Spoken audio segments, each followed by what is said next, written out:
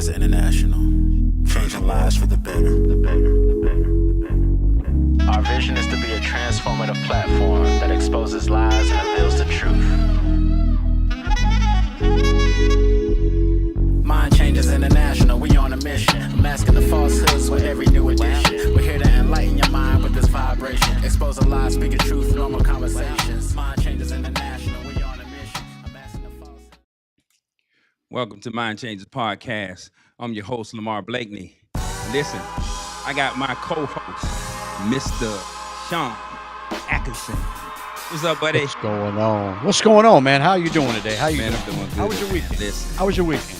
it was good, Shann. How was yours, man? It was good, man. We had a great time at our leadership conference at Philippi Church and Contending for the Faith, man. We had a great time. Cool. Listen, we want to tell y'all we got an exciting episode. So I'm going to kind of break the music down for y'all because I get in here and start doing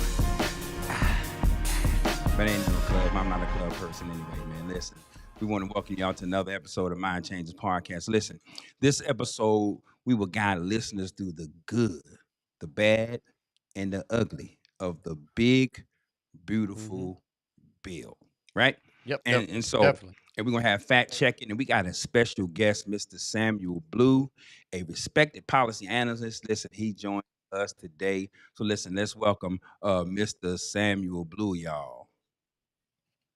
What's going How's it on, going? Mr. Samuel? I had to give him the hand clap, man. All right, the right hand of fellowship. We had to give him the hand clap. So what's going on, my brother? How's it going? It's going pretty good, man. I'm really excited, man, about this episode. Listen, we know that you study certain things that me and Shann don't study, but guess what? We're getting there, and we're gonna have a great dialogue about the big, beautiful bill, right? So Awesome. Sam, introduce yourself to our audience, man. Let everybody know who you are. But before we do that, let me turn the comments on right quick. So if our viewers want to make a comment, you can. Listen, we ask you to be respectful. All of us are not going to agree on everything. So before we do that, you know what? Let me go ahead on and read our disclaimer. This protects us and our show, from people saying we did something we were supposed to do. So let's get through that right quick. All right. Let me pull this down and we're going to get to our disclaimer. The views expressed in the Mind Changers podcast are intended for informational purposes only, and we do not reflect the opinions of any organization. We here at Mind Changers podcast, we aim to foster thoughtful dialogue, and we do not promote discrimination or misinformation. Listeners' discretion is advised. And back to the broadcast. Yeah. Let's do this. So, a couple of weeks ago, Shann and I was on a podcast, and Mr. Samuel Blue came in there, man, and he gave us he kept it going. He challenged us. He brought some facts to us that we may not didn't know. But here, listen, we're not professionals in this topic, but we did do our homework. And so we're going to try to follow along with Mr. Sam. See, Sam is in the subject. He's studying some things that me and Shann ain't studying. So I'm going to let you, Mr. Sam, go ahead on, introduce yourself, give us a little bit about your background, sir. Just a retired Army, combat veteran, left the Army, got into state government for a few years to get vested. After I got vested, I left state government and just been going to school, enjoying retired life, and just trying to educate the local community on just policies and procedures, things that go on, just to break it down in the layman's terms, because I felt that a lot of the verbiage being used in our state government and by the politicians were too confusing. And I think of confusion as deception. So I just decided to use my ability to break those things down to just help the community. So I go to the General Assembly a lot. I go to some of the town halls, and I just, come back, and then I'll communicate online what I perceived is actually going to happen. Okay, cool, cool, cool, Okay. cool. Okay. So listen, our viewers, we know who y'all know who me and Sean is. So we are going to talk about the big, beautiful bill.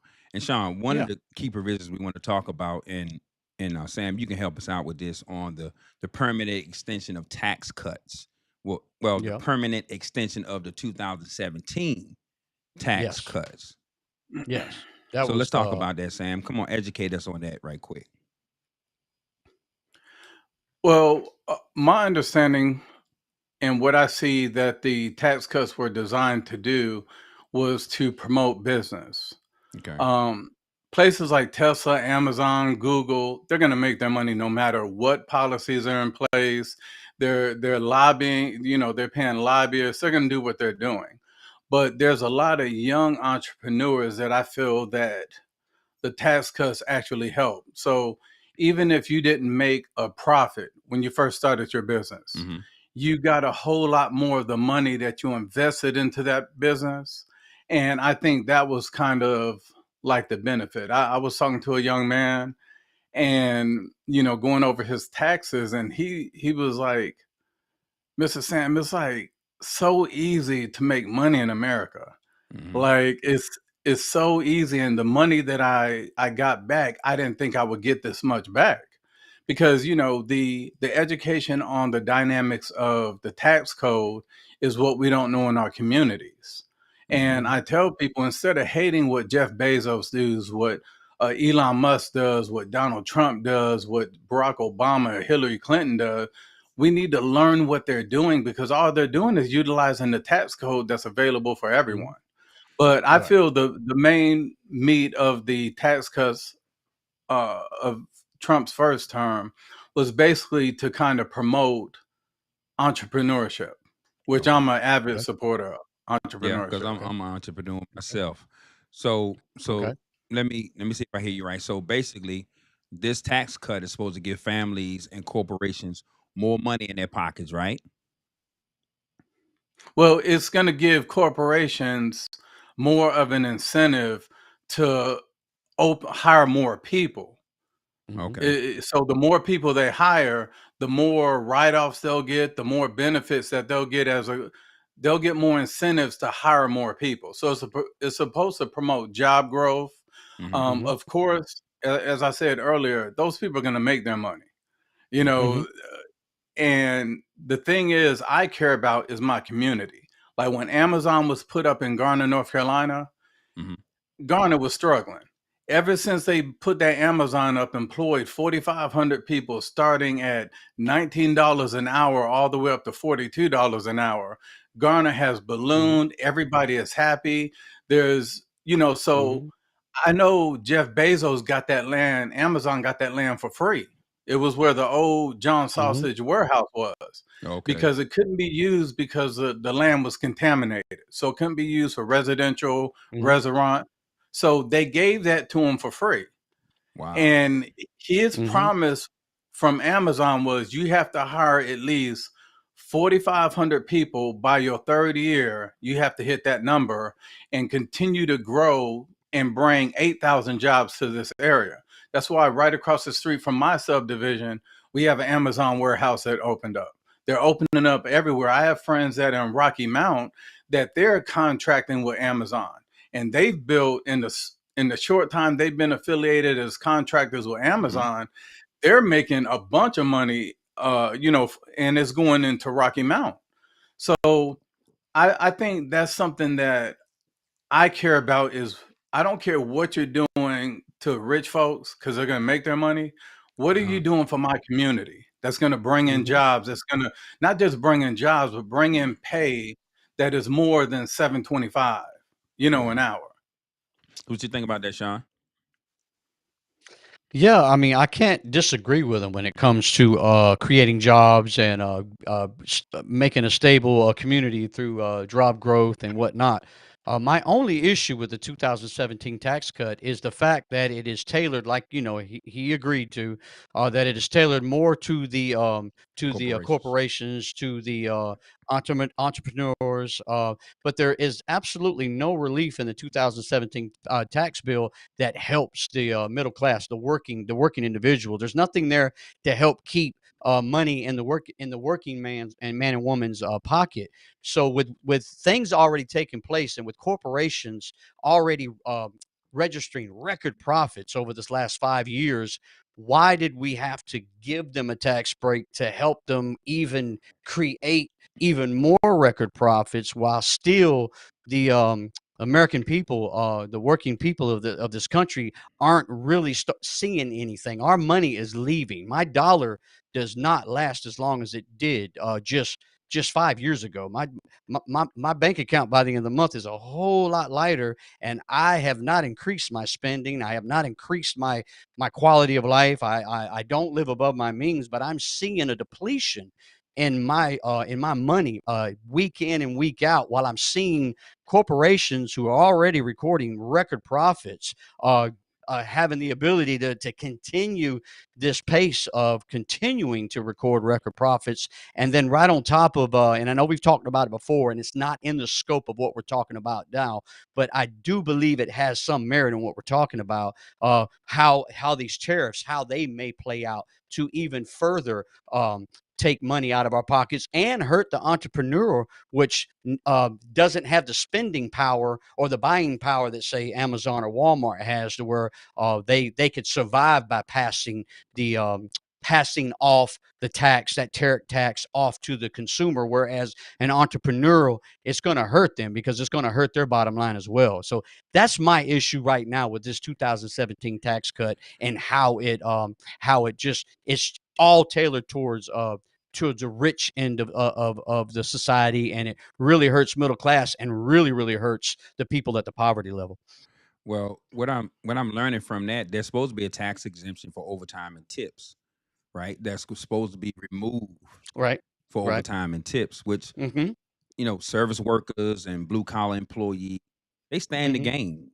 Anybody that makes No. under $150,000 No. a No. year stand to gain. It's a short term The financial tax boost, the but Well, those living the paycheck to tax on tips paycheck. Hold, thing hold does on, exist. yeah, those living paycheck to Okay. paycheck, if they are ones that are getting overtime, if they're ones that's living off of tips, Mm-hmm. that's going to help them out.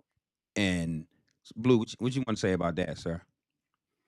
Yeah, taxes have been tips have been taxed since I believe it was 2003.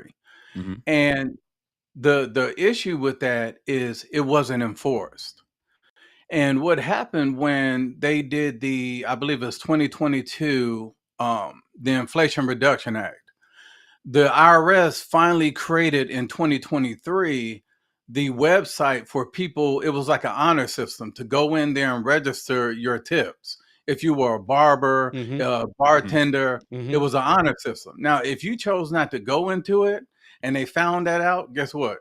Got penalized. Yeah. 25,000 Yeah. tax. You're Yeah.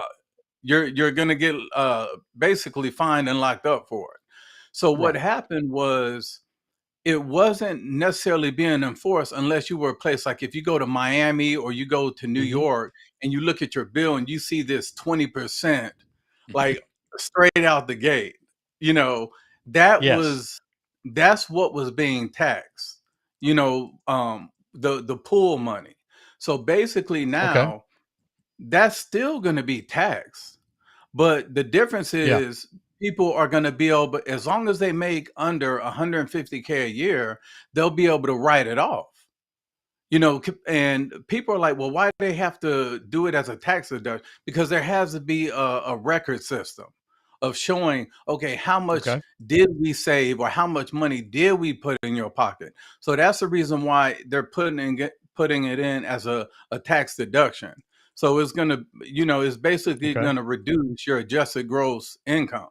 Okay. So if someone's made I got you. $100,000 a year, which would require them to pay federal tax of Mm-hmm. $39,500, if it brings them under that Mhm. 100 to 75K, it'll reduce their tax bill from that percentage to 26%. You know, so that's how it Okay. can put more money in their pocket. Okay. All right. The tax So on tips. basically, it's Well, going to I've help with I've job creations, right? Wage increases. no. You don't think so, Sean? If they giving No, I these, mean, no and, tax and I'm on tips asking, and overtimes won't. I don't think it will help with job creation. It will definitely keep money in people's pockets. But from my understanding, when I read it, it's only up to $25,000 in tips. Did I read that correctly? That it only encompasses up to the amount of $25,000 a year in tips. And I don't know of any service worker that is making over $100,000 a year. If so, I'd like to get into that business. Um, and um, and not to mention, I read it pretty closely, and it only covers three industries. That's food, drink, and beauty. That's it. Food, drink, and beauty. Every other industry that relies on tips will not be able to enjoy this no tax on tips. so you said food, drinks, and industry, right? Food and beauty. And Foods, beauty, and drinks, and beauty. beauty are the only three industries that or will be exempt from that. So Yeah. So What you think, Blue? here's the thing: if it's helping someone, I'm all for it. If it's helping someone, I'm all for it. So what do you Well, think, Blue? well, when he says, I'll use a beautician or a barber, for example. I get my Hmm. hair cut every other week, and I pay my barber $50. He charges 40, but I'm happy, Okay. so I give him that extra 10, that Hmm. $10 tip. I got you. So I give him a total Hmm. of $50. Hmm. He cuts at least 10 heads a day. So when you Okay. multiply 50 by 10, Hmm. 500, Hmm. and then you Hmm. multiply that by 6 days a week. He actually Hmm. sometimes works 7 days. Then you multiply that by 52 weeks in a year. Hmm. It's over Hmm. 100K, like easily. And everybody in that Oh yeah, barbershop yeah. gets paid over 100K a year. Most beauticians that I That's know, true. That is like true. That is some true. people may not make 100K, is not because they're not Hmm. bringing in the money. They're Hmm. not making Right. 100K because they don't have to scale. They don't know how to scale up. Soon as they get some money, they got to go buy a Range Hmm. Rover. They got to go buy all Hmm. these things that you really don't. They Right. don't put it back Right. into their business. So you have a lot of people that may bring in 150K, but their expenses are Right. 175K. Yeah. So we can't talk Right. about Right. people mismanaging money. It's a whole lot of service Right. workers, bartenders, beauticians, Hmm. barbers that make well over 100K, especially places like Miami and New York and DC, Atlanta. Okay. They make Okay. well over that. Okay. Well, I I, got you. I think what's help. I think this bill helps individuals like barbers and beauticians because a Yeah. lot of them wasn't Yeah. even reporting their full income because they were afraid that when it comes to tax time, they was Hmm. going to get ate up. And so by allowing this is what I Hmm. see with this bill, by allowing them to be able to not be taxed on a certain amount of tips, give them an Right. opportunity to really, really report what they make, not in Yeah. fear of getting penalized because of their taxable income. Would y'all guys agree with that? Yeah. Well, yeah, yeah, definitely, and I think it's more of a it's definitely a win for the government, and it's definitely a win for the person that are making the tips because if I'm not mistaken, you're still paying taxes. You're just going to get it back at the end of the year. a- am I correct in saying that they're going to be paying this money out, but when they file their taxes, they're going to get it back at some point during a refund? Is that Mhm. how that's going to work? Yeah, like last year, Elon Musk paid, Hmm. I think it was like 33 billion in taxes, Okay. but he got back, like he pays more taxes than anybody on this planet. Okay. But because of his write-offs, and I'll give you an example how he gets his money back. When Elon Musk bought Twitter, Hmm. he bought it for he told them $44 billion. Well, he only used 14 billion of his own money. The other 30 billion he borrowed from banks. So Right. guess what? If it didn't work out, he'll file bankruptcy. You know, Yes. and wealthy Uh-huh. people know to use other people's money, not your Oh, own money. absolutely. Yeah, So what absolutely. happened was when he bought Twitter and turned it into X, which he used to Mhm. have a website called X.com, which was one of the first online banks. He basically was buying Twitter not because he wanted freedom of speech, not because he wanted those. Tax He write-off. wanted access because he knew he had his AI, his XAI platform. He needed Mhm. access to those 300 plus million users. So Okay. let's fast forward to earlier this year. He turned around. So all the money that people were bragging that Elon Musk lost and stuff, he's stupid. Even though he's the Mhm. richest man in the Mhm. world, he's dumb. He don't know what he's doing. Mhm. He literally took XAI and bought X. He used his company Mhm. that he built from zero to be worth what was it, $80 billion. That's a lot of money. Now Okay. he bought X. So all the profit loss in X, the stock and all that for XAI is a tax write-off. Mhm. That's playing chess. We It need to is. learn how to do that with our businesses, like creating a trust. And when we create Mhm. that trust, we put a holding company, and then we have this one rental property. We need to learn what they're doing Yeah. because X was his home, Twitter or X was his holding company. XAI was a Okay. holding company. They create all these companies. We need to learn from that because the education is there for all of us. We just have to Right. know how to look for it, just like how our kids will go online and they know when the next 10 releases of Air Jordans are going to be out, what colorway. They can spend that same energy Mhm. to be educated on economics, which they used to be mandatory in public schools, but they took it out because Mhm. public schools don't want to create business owners or leaders. They want to create workers. Yeah. All the kids in private school, Ravenscroft, NRCA, Cardinal Gibbons, guess what? They're in there learning how to be leaders. They're learning economics. They're learning the Constitution. They still have to write in cursive because what's written in cursive? All the founding documents, the Constitution, everything. They don't have to rely on Mhm. someone to Wow, that's tell them good. what's in it. They read it for themselves. That's So good. that's the game that Elon Musk, that's the chess move that he just did with X and XAI. And when people talk about, well, he had access to the treasury, he had access to all these things. Well, guess what? When he created PayPal, he had access to 60 million people's bank information, credit Yeah. card information, all their tax information. And guess what? What did he do with that? Nothing. He sold it off for $40 billion and he put that money into Tesla. Wow. So that's why he was able to buy the guys who actually created Tesla. He was able to Mhm. buy them out and make them employees. Yeah. Well, this is what we need, education, because you know I heard Donald Trump say, "Hey, don't get mad at me because I didn't pay no taxes. I didn't write the code." Mhm. But the code is out there for everybody. The thing is, are we going to educate ourselves? Are we going to just stop sitting back as victims and go and get that information so that we can empower ourselves to get the same benefits? Because Sam, I always thought, like, why they keep giving all of these corporations all these breaks, and then these corporations are hiring people and treating them like slaves and treating them less than individuals, and now they're working, but they're not even getting by. They got more month than they have money. So now that I hear what you just said, Sam, which was very, very impactful for me. We have to go out, people, listen, and get this information so we can apply it to our own situation because it's out there. It is free for anybody who wants to participate in it and learn about it. Because now I'm going to start educating myself because I have a business. So let me now find out how it can benefit my business.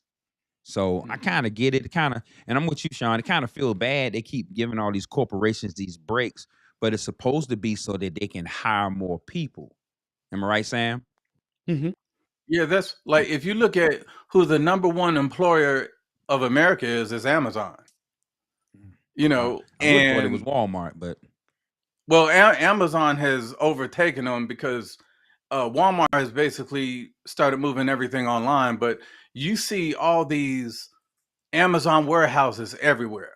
Mm-hmm. I have Mhm. friends that their kids, they bought their kids cargo vans, like the U-Haul vans, so their kids can be Mhm. empowered and Get become their contracts. own contractor with Amazon, making their money, working for themselves, becoming a 1099 employee. What some of the parents I know do is they teach their kids, hey, you need to set 25% to the side because the tax man is coming. Got you. Got So you. I think it's one of those things that, you know, we say you can strike, you can stand up. When the people out in Seattle for Amazon stood up and said, okay, we're gonna strike, and we want to become unionized. Jeff Bezos, before he dropped down as a CEO, he basically said, okay, let's have an election at the warehouse, what they just did here at Raleigh 1 in Garner. Mm-hmm. Let's have an election if you want to unionize or not. Well, they voted yes to unionize. Guess what Jeff Bezos did? He closed all the Amazon factories in Oregon. Like, he just closed them because everybody's like, no, he's not going to lose all those millions of dollars because he built those brick and mortars. Guess what? That's a tax write-off. Uh-huh. Once he shut them down, he wrote it off, and then he bought $800 million worth of property, so he wouldn't have to pay taxes on that money. So when they just did the election at RDU in Garner, 80% voted not to unionize because they know that them jokers will shut down. They will just shut it down and take the loss as a write-off. Yeah. Got you. Got you. So my thing is this: when I know everybody doesn't pay a fair wage, but also you have a choice if you want that particular job. You want to be here. You want to be at any job. It's your choice to clock in every day. Mm-hmm. Now, yeah, it may hurt you when you go home when it's time to pay some bills, but to me, that's like being that cat in the corner. Now the claws come out and you grind harder to make it out. Don't Gotcha. just say, well, I'm this, and it's just not because of what happened 200 or 300 years ago. We need to grind. When I first went to busting a gut, Mm-hmm. I was like, okay, I'm not going when it first started. But when I go, from what I saw on reviews, the standard was up here. Appreciate that. Now, when I went there, amazing. Me and my wife went there. We ordered all types of stuff. Amazing. But if it was not good, or if there was something not good, Uh-huh. I would have called you and shared with you because I want you to flourish. I want you to do well. And that's what we have to start doing, is encouraging people to learn what to do. Stop being the best friend. If somebody record a song and they're singing and they sound horrible, Mm-hmm. I don't need Shann to tell them, oh, you sound amazing. Go ahead, Nisi. You can say, okay, you did good, but we're going to see about getting you a vocal coach. Gotcha. We're not helping people by lying. So my thing with the Amazon, with all these corporations, as long as they're like Tesla's opening a factory in Texas, they have one in California. Well, they're opening their third in Texas. They're building one in Georgia. They're doing one in Tennessee. Like, it's the only vehicle that's made in the US that's sold here. If you look at Stellantis, the Netherlands company, when they bought Chrysler Jeep, they shut down all the plants and moved them to the Netherlands. Yep. So And it my raised the thing is prices of the this: vehicles. as long as the jobs are being created, my thing is, you may not like your job, but let's say, okay, I drive trucks and I have other plans. Like, I want to create this amazing broadcast, a podcast. I want to be an influencer. Okay, for 5 years, you grind as a truck driver, save your money instead of buying all these things you don't need, Mm-hmm. and you put that into all your equipment, your mixing board, your camera, your microphone. If you get everything off Tubi, or what is it, Timu, Mm-hmm. you're gonna tell it ain't no dang on roads, Mike. I told you when I first saw y'all podcast. Tell them if I'm lying. I said it was amazing. And I've been watching religiously for like the last 4 months because the presentation is professional. But I'm pretty Thank sure if you. somebody saw something, they told you, they were honest with you.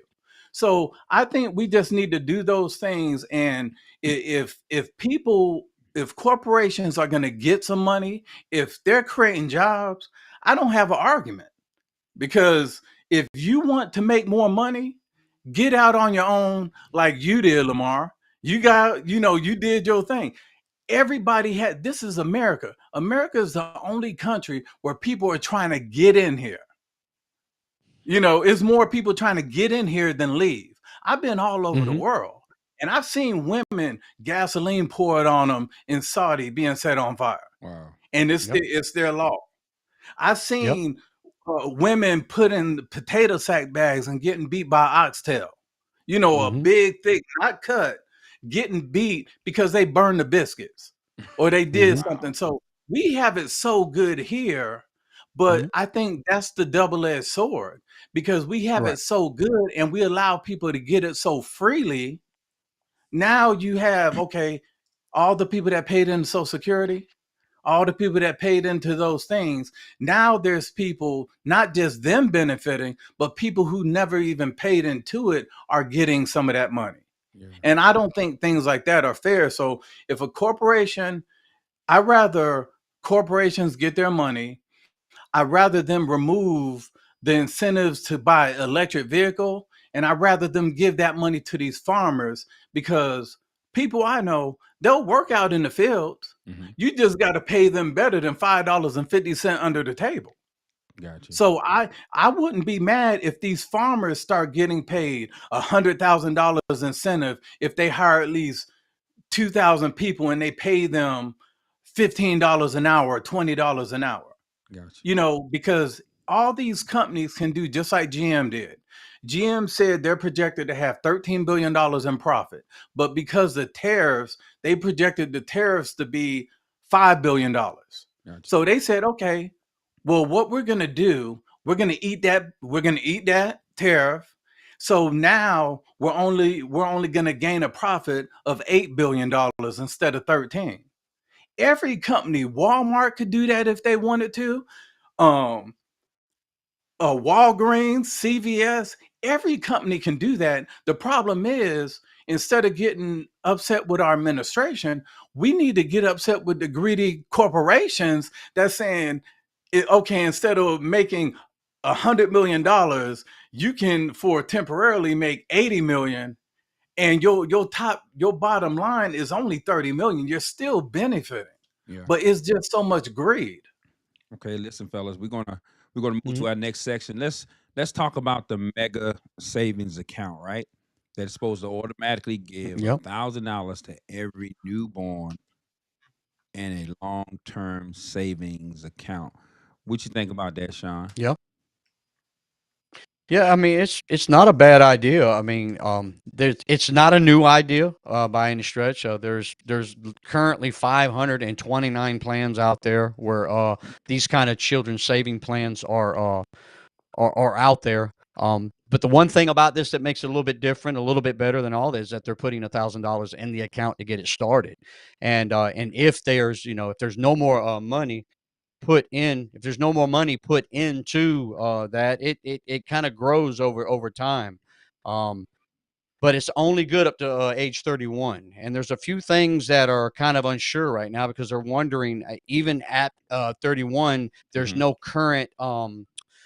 no current language in there at what happens after 31. Does it continue to grow all the way up to retirement, which is Yeah. 70 years old? So it's a little bit incomplete right now as far Mhm. as exactly what it can and can't do. So, but it's not a bad idea. Anything that will help a child get a footing and whatnot. And there's already something called the child IRA. So there's already something out there. So for me, Yeah. because of its wording, they call it a MAGA. I think it's more on the lines of more of a publicity stunt more than anything. Because there's plenty of great products out there right now Yeah. for parents to give their children a leg up.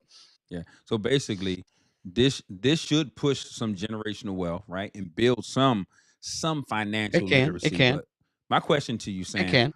but will it hold up in practice? You know, they said this is what they Well, want to do. before we get started too, this is really important also. It's Mhm. only good from 2005 to 2008. It ends after 2008. So we're only going to get 3 years of 2028. this. Yeah, 2028. So we only get 2028. 3 good years of this. We only get 3 good years, and then it expires. So if you didn't get in after that 3 years, it's only a real small case of people that are really going to be able to enjoy this. Yeah. So what you think about that, Sam? Well, the MAGA, the Money Accounts for Growth and Advancement, that's basically what it stands for. What the way it's set up is when someone's born, as soon as they issue the Social Security number, which Hmm. now you receive that when you're born, you get that $1,000 seed money, which Hmm. the family didn't pay in, the government pays it. Hmm. Now, you cannot access that by any means until you turn the age of 18. Right. And then when you turn 18, you are only able to access up to 50% of that money. And that's Hmm. only if it's going towards higher education, Mm-hmm. training Hmm. programs, small business loans, or first Hmm. time home purchases. Now, at Right. age 25, the account holders can withdraw any amount up to the full balance, whatever is in there, Right. for all those limited things. Now at age 30, the reason why the age 30 is there is because that's when, no matter what, let's say you didn't go to college, you didn't do Mm-hmm. any of that stuff. At the age of 30, if you want to, you can pull the entire amount to do what you want. If you want to go to the strip club, you Correct. want to go to South Beach and make it rain, you want to Mm-hmm. go buy your own condo, move to, it's up to you. And the other plus of Okay. that is your family members Mm-hmm. are able annually to contribute $5,000 to your account, to the child's Hmm. account, and they're able to write it off on their taxes up to $5,000 annually. Hmm. So when you mention generational wealth, Mm-hmm. I don't like to use the term generational wealth. I like to use generational tools.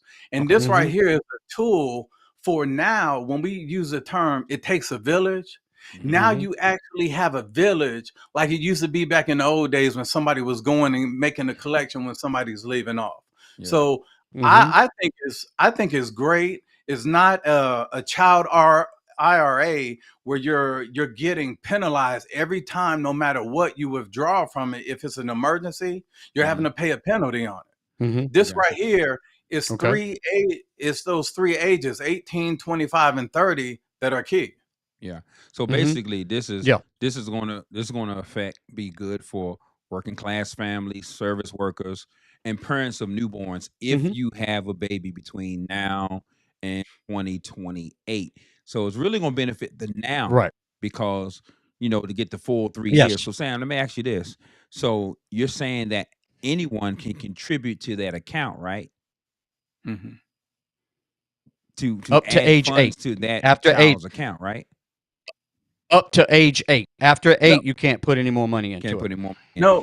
What happens After is, after age 8. yeah, what happens is people are able to contribute, and the reason why they have 2028 Mhm. is because it is going to be classified as a pilot program. Okay. So this is a new program that they're going to see if it works. If it works, then they're going to be like, okay, now let's make it permanent from 2028 moving forward. If it don't work, all those kids that received that $1,000 seed money, Mhm. that's some untaxed money that you just feel blessed that you got, that the government actually paid you. Wow. It's like a no lose situation. Some kids are gonna get Mhm. $1,000 minimum all the way up until 2028, and then if it works out Mhm. good, it's gonna be permanent. Yeah, listen, we have a comment from Stephanie L. She said it depends on the tax rate to see how much it will grow. She said, I'm sure the government will benefit from some of the interest. So can anyone you guys expound on that? Well, the current interest right now on most of these plans is 10.5%. This one pays out around 8.5%. So it's about 2% off the national average right now. So I'm Okay. wondering where does that 2% go? Is the Yeah. government getting that 2%, or is it just not servicing at that percentage? I'm not sure. Yeah. So my thing with all of these benefits, they're gonna have to take something from somewhere else. You know, Hmm. we only have but so much currency in our government. We're already in debt. So in order to give somebody something else, who's Hmm. going to be the fall guy to get penalized?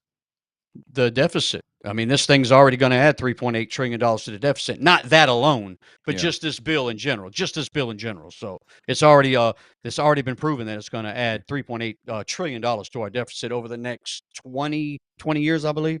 Yeah. Which I guess at the end of the day, I mean, that's the cost of doing business. I mean, I don't know if you can not raise the deficit in this financial economy. I'm not sure.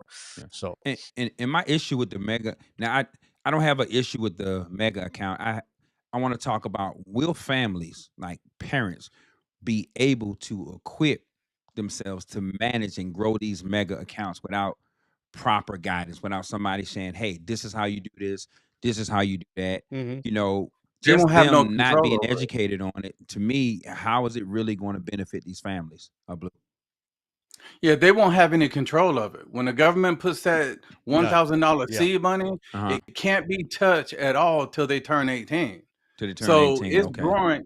Yeah, it's growing at that 8% or more, Mhm. depending. It's growing for Mhm. 18 years. Yeah, Now we depending. all done those Yeah. calculators. If you set aside a certain amount of money every day, that you could have $1.2 million by the time you turn 50 and 60. So imagine money Mhm. just sitting there Mm-hmm. and it's just growing for Mhm. 18 years.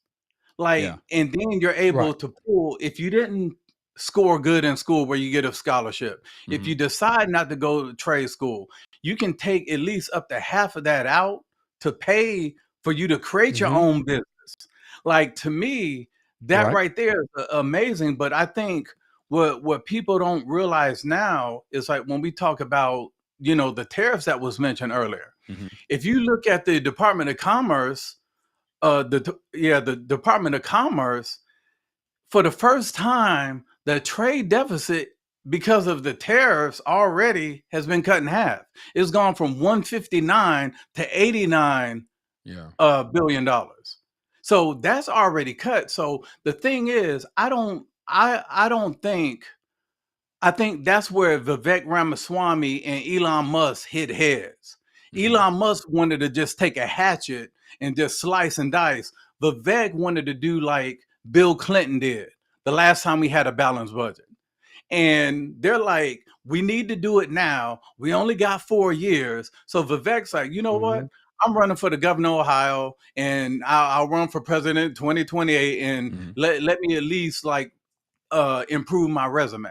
So the thing is like, if we tariffed every country, reciprocal means you're only tariffing a country what they're tariffing you. Yeah. Like, that's all reciprocal. Like, who wouldn't want that? It's like eye for eye, tooth for a tooth. Now the extra tariffs, well, China, you're gonna pay 150, 150% or 200%. Yeah, there might be, I think there's some issues, but look at what happened to the Mhm. tariffs back in. If the tariffs are so bad, how come the last administration kept all the China tariffs in place? Executive order would have removed all that, That's but true. they kept it in place Mhm. because it worked. And because he did the tariffs back in 2017, he was able to renegotiate NAFTA and turn that to the USMCA, Mm-hmm. the United States Mexican Canadian Agreement. He was able to change all the tariffs with Asia because he pressures. Just like what he did with the Boeing airplane. He pressured because Boeing kept pushing back the production of the plane even through the last administration. That's why the last administration approached Qatar. They approached them. They're the ones who opened that dialogue. Trump Gotcha. just is the one that was able to, like, he just happened to be there. If Biden had ran and got reelected, guess what? Biden would be receiving that airplane. It was already in the works. Now, the issue that I have now is, how come everybody is not holding our government to the same standard. If the Department of Defense in 7 years hasn't passed the audit, why is their budget growing every single year if they can't even show that they spend that money? But I hear so many people saying, oh, well, we don't want Doge to do this or Doge to do that. Well, guess who created Doge? Barack Obama. It was just called the USDC, United States Digital Service. And because he had the House and the Senate, he was able to push that through. That's why they already had employees in all these departments. They just weren't doing their job. They were just sitting there taking a check. If you look at the executive order, when Trump did with Doge, Department of Government Efficiency, look at Section 3. All it says is USDC will be renamed Doge. He didn't need to approve anything through Congress because Obama already did that. All he's doing, he may do it to the extreme, but all he did was copy some of what Bush did, not the war stuff, because that was Cheney. He did exactly what Bill Clinton did. Bill Clinton fired almost 400,000 federal employees. He's doing what Obama tried to do, because when Obama ran the second time, he barely won because he betrayed all those women that he promised he was going to codify Roe versus Wade by signing the Freedom of Choice Act. And then he came out and told them it's not my priority anymore. So he lost all that support. So he ran to Bill Clinton's policy. All Trump did is say, okay, what's working? Okay, this right here, people seem to like, because Bill Clinton, he wanted to cut the government in even more. So I just think we just have to, we can't be upset just because of a political party. We need to be open to listening to everybody. You know, Ross Perot was my favorite person. I wrote him in. But guess what Bill Clinton did? During those debates, he listened to everything Ross Perot was saying, and he started to repeat it. And guess what? He got elected based off those same things. Ross Perot said he was going to cut the government 80% if he got elected.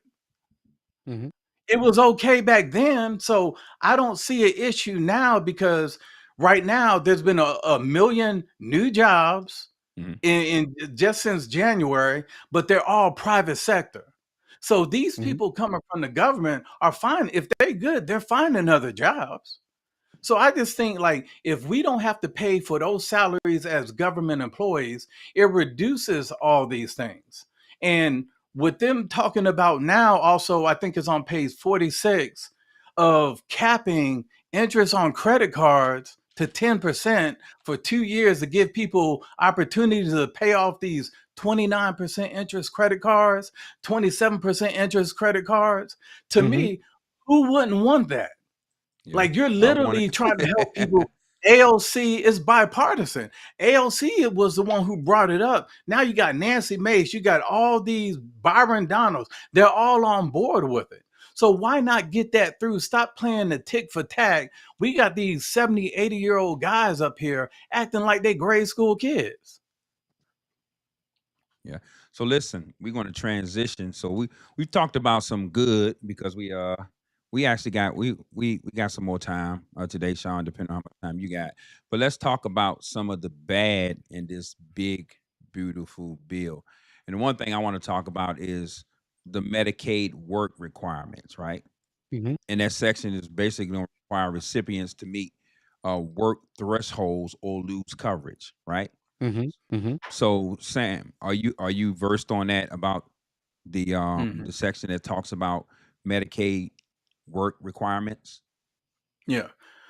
So basically, he's bringing back what George Bush did, and Bill Clinton made it stronger. Barack Obama was the one who removed the requirements. That's why the federal deficit went from 10 trillion to 20 trillion, because it was paying for a lot of people, like young men, no kids, no dependents, no disabilities, just sitting at home and collecting a check. And what they're talking about doing now is the work requirement. And people saying, oh, they're going to ask my 7-year-old now to go to work. It's not that. if you have a 7-year-old, guess where they're at during the day? They're in school. So you don't necessarily have to work. Guess what you can do? You can go up to your school in the library, register as a volunteer to volunteer at the school. Be there right with your kid, and then you'll continue to get your benefit. Like it's not like they're telling people, oh, you got to go out here and have a 40-hour a week job. It's saying you can volunteer any civil service. You go to Habitat for Humanity. You have to at least be enrolled in school, showing that you're trying to better your life, just like it was before. That's why Bill Clinton made it stronger. So I think now the way it's said, if you receive those benefits for 2 years and you just sat on your butt not doing anything, guess what? You losing your EBT card. You losing any assistance you get because you're not showing anything. At least minimum, volunteer at your kid's school. It's free.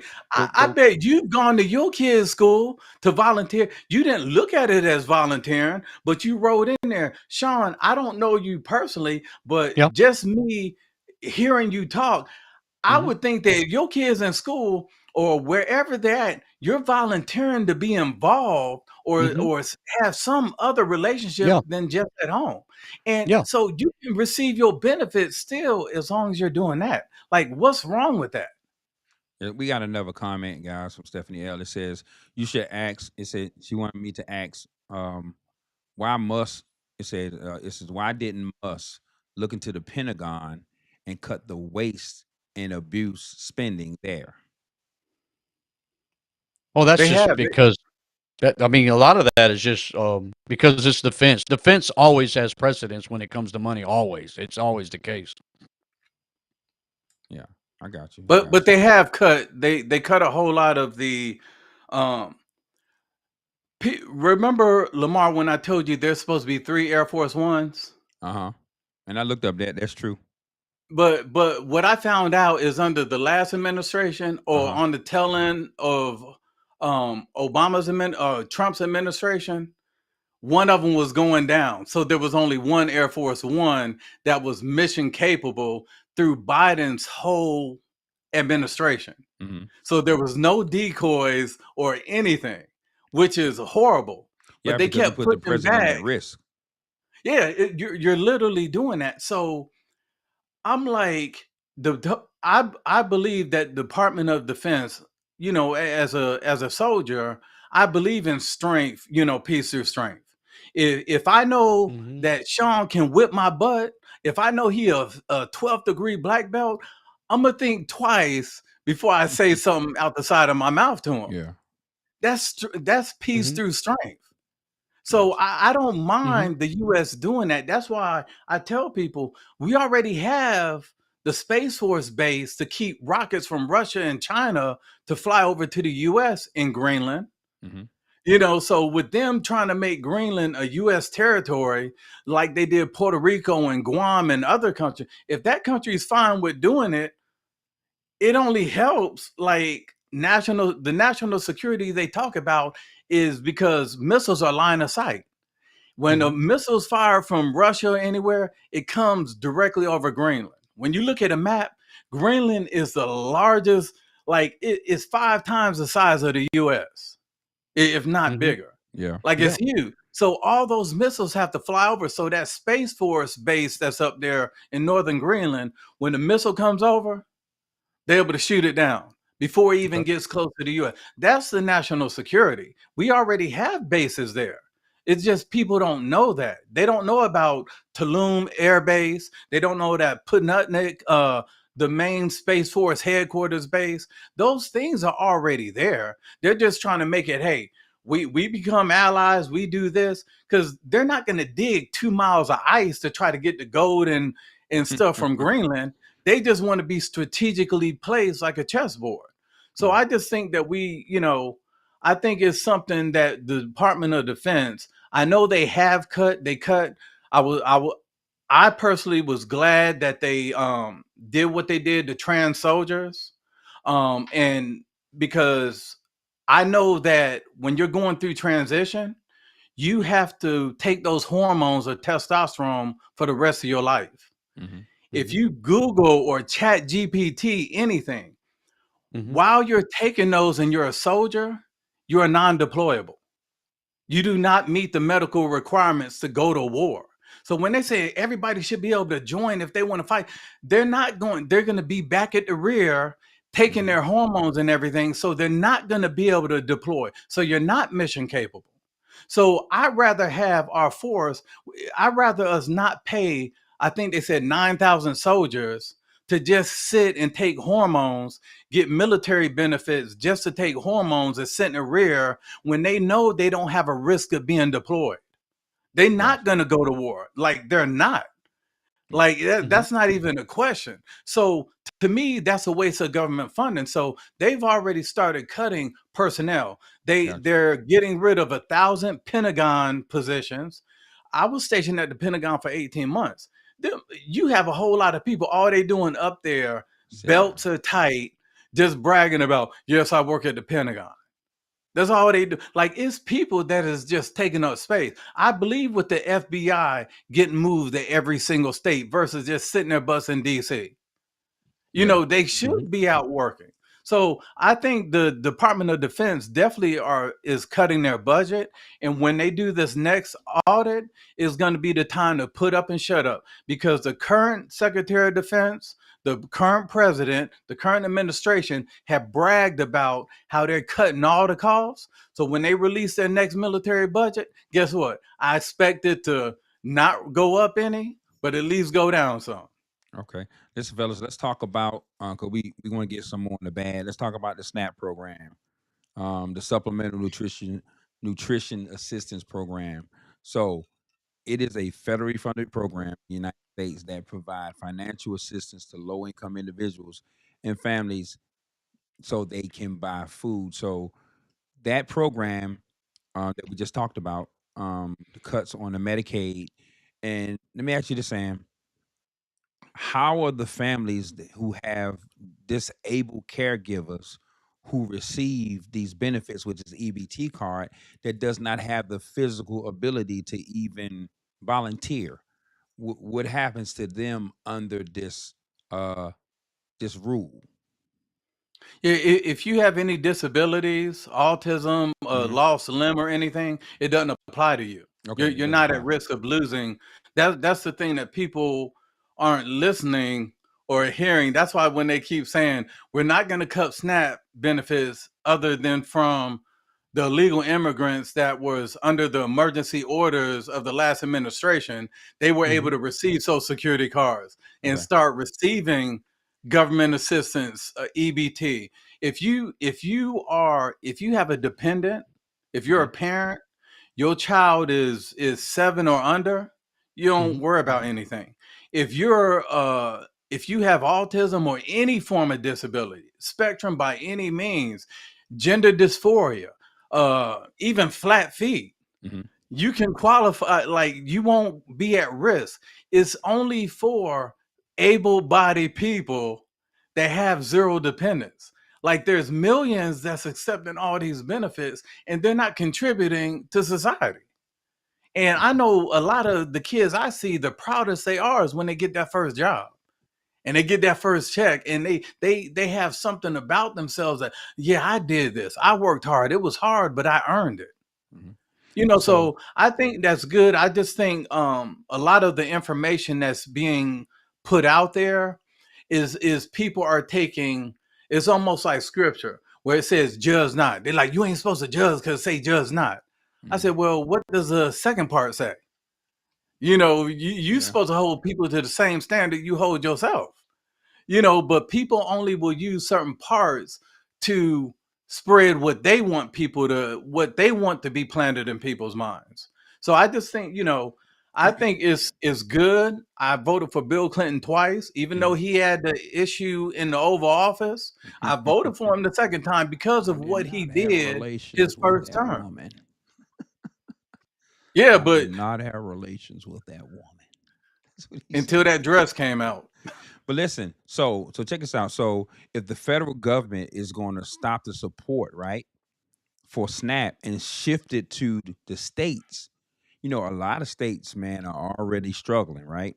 So this them doing that, shifting it to the state, saying, "Hey, this state is going to be responsible for SNAP." For me, this reduces access to food Mm. assistance at the community level. So I think in the big beautiful bill, I think this is bad for states who are already struggling financially to be able to now be the ones responsible for EBT, responsible for all these assistance programs. So what you think about that, Sean? Well, definitely. I mean, but there's one thing that we haven't even touched at on this Medicaid and SNAP program. They raised the work requirement to 64. So now we're literally going to, it used to be 54. So now everybody who's 54 and up to 64 that is going to have to enter the job market. I mean,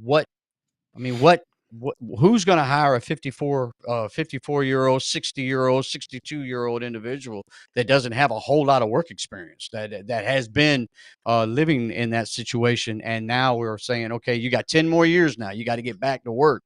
And I think that's going to be pretty harsh for a lot of people, because they're not going to be able to get they're not I can't see a lot of people that's going to be able to find the work, any kind of real serious work at that age, definitely.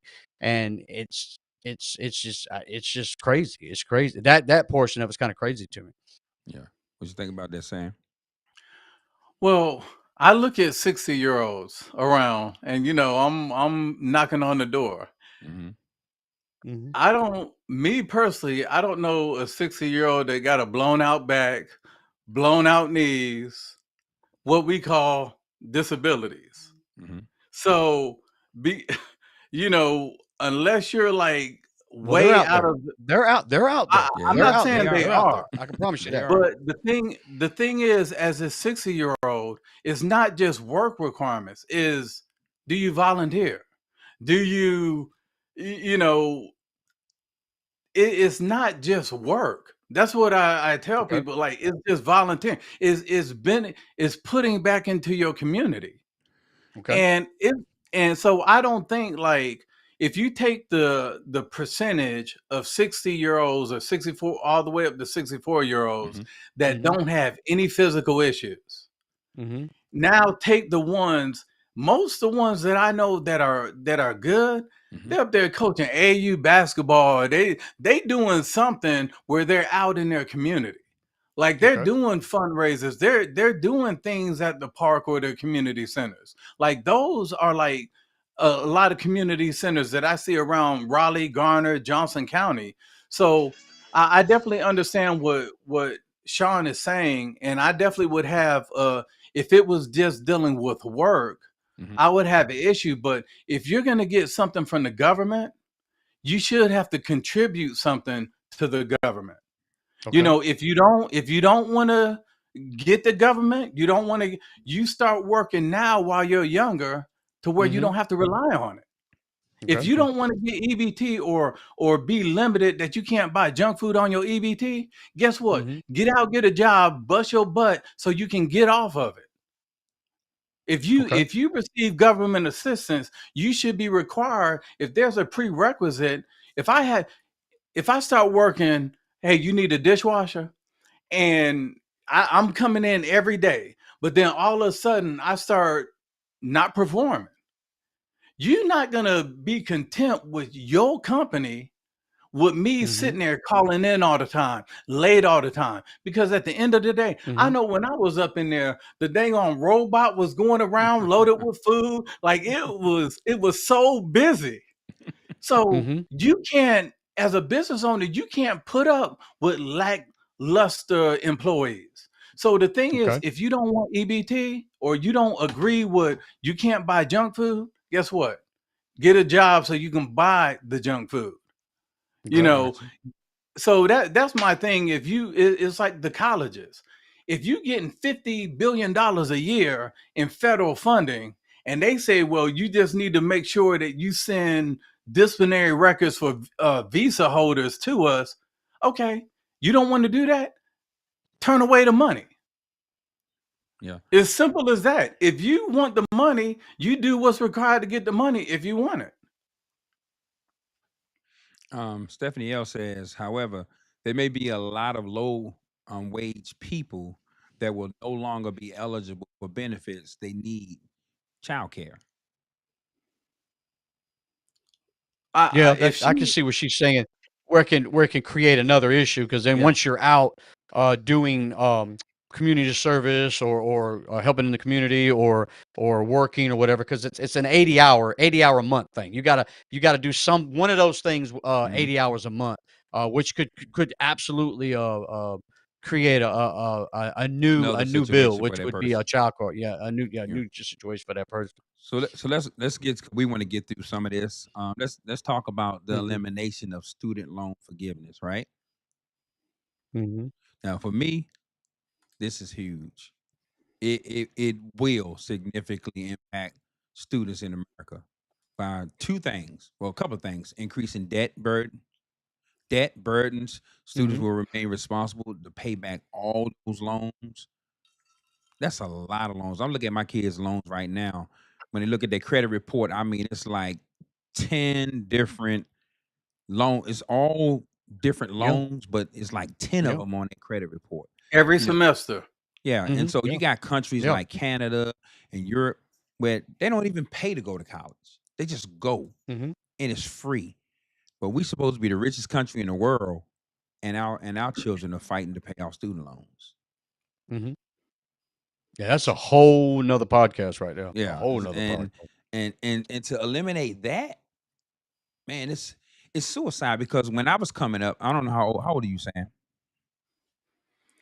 Fifth, I'm a 72's baby. I don't Okay, keep up okay. with the Well, I'm numbers. older than you. I'm the oldest cat up here anyway. I'll be 60 in 2 years, so I'm the oldest guy up here. So when I was in school, we had what we call trade schools or Mhm, trade programs. Like guys was mhm, graduate from high school automatic, or they would graduate from high school as an automotive mhm, mechanic, bricklayer, welding. mhm, So they took all of the trade mhm.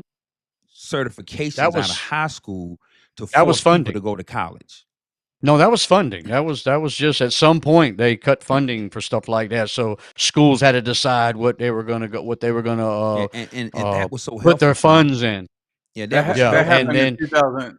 That happened in 2009, and 2009. that was That was yeah. so helpful for young individuals who wasn't Mhm, college material. When I say college material, Mhm. everybody doesn't have the 4 year college mentality or the will to mhm, go and do anything for 4 years.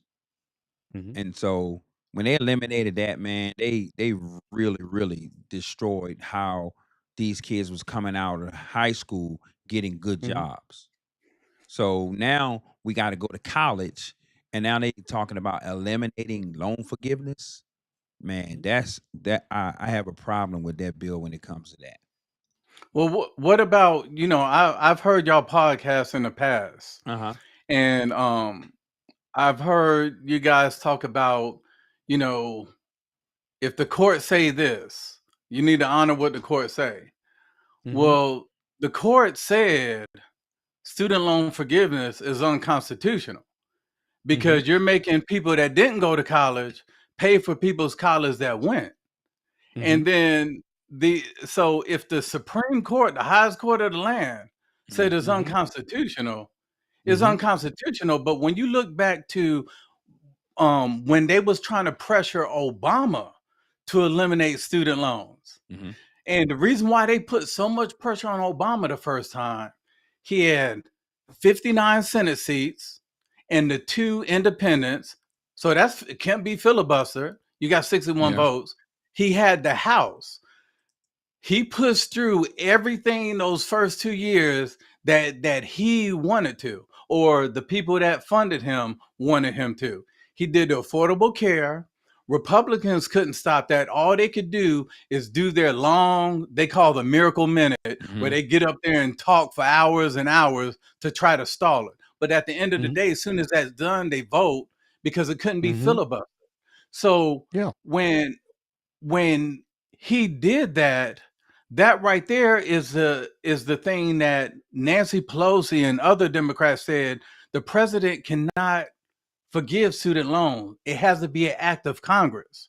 But then when they had the Congress back then, she's sitting up there saying it's an act of Congress. You got the majority of Congress, filibuster-proof Senate, but most of them didn't want student loan forgiveness. Because if I bust my butt, work 2 jobs, and I finish college, and I'm zero debt, we all had kids that got them refund checks. When you got your student loan, the next week, everybody coming in with their hair done, everybody's all geared up, everybody's going out to eat instead of using their meal card to eat in the cafeteria. I look at it as if you forgive student loan forgiveness, you should forgive my credit card debt. Because you have people now going to college ever since 2009 when they started creating all these degrees because Obama federalized student loans. So guess what? When he federalized it, if you was going through hardship and you needed to file bankruptcy, now because it was a federal loan, you can add everything on your bankruptcy but that student loan because it's federal. Prior to him doing that, anytime you file bankruptcy, you can add your student loans on it. You can add everything on it. You can add your medical costs on it. But when he federalized it, then that's when all the colleges started creating all these different degrees, started giving more teachers tenure. The tuition went up because they knew that, let's say, for example, North Carolina A&T is $8,500 a year. And that's if you live on campus. It's $8,500 a year. But when that refund check, when you apply for that student loan, they give you $18,000. So you pay the $8,500 for your school, books, tuition, room and board. You got $9,000 left. You can sign that check back to the college to pay toward your student loan. But guess what most people do? They take it and they get fresh. They get fly. The hairs, like you got some. That's not everybody. You do have some people that like they're taking care of their mother or they have a disabled parent. They're doing the right thing. But for the most part, a lot of people are getting that refund check and they're spending it. That's almost like me taking my car, going on a shopping spree in the mall and expecting taxpayers to pay for it. So if you look at all these things on student loans, there's a viral video now of these, I think, 7 young women that graduated from Northwestern, and they're talking about their degrees. Oh, gender studies and musicology. I'm like, those perfect jobs that they on Starbucks. Like they're creating degrees just to create a degree so people can say they went to college. And then when he federalized student loans, he took all the money from the trade school programs in the high school. Nobody could stop it because he had the House, the Senate, and the White House. So that's where we have to start thinking about how we vote. We vote in North Carolina. We were supposed to be like Georgia, where they got the Hope Scholarship. If you go to a state school in Georgia, it's free. Ohio's like that. Michigan's like that. North Carolina, when they created the education lottery in 2005, it was supposed to pay for people to go to college, state schools, NC State, App State. But guess what? In 2007, they put on the ballot that do you authorize the General Assembly to be able to control the state funds? Everybody vote. It was like 88%. So guess what? They move all the money for people to get colleges for school and say, okay, we're going to just emphasize Pell Grants. And then they use that to pay Medicaid. Gotcha. Everybody in North Carolina was supposed to with their education lottery. That's why when you look on a billboard in North Carolina, they'll say since 2005, we raised $6.5 billion. If you rewind 7-10 years ago, it still said $6.5 billion.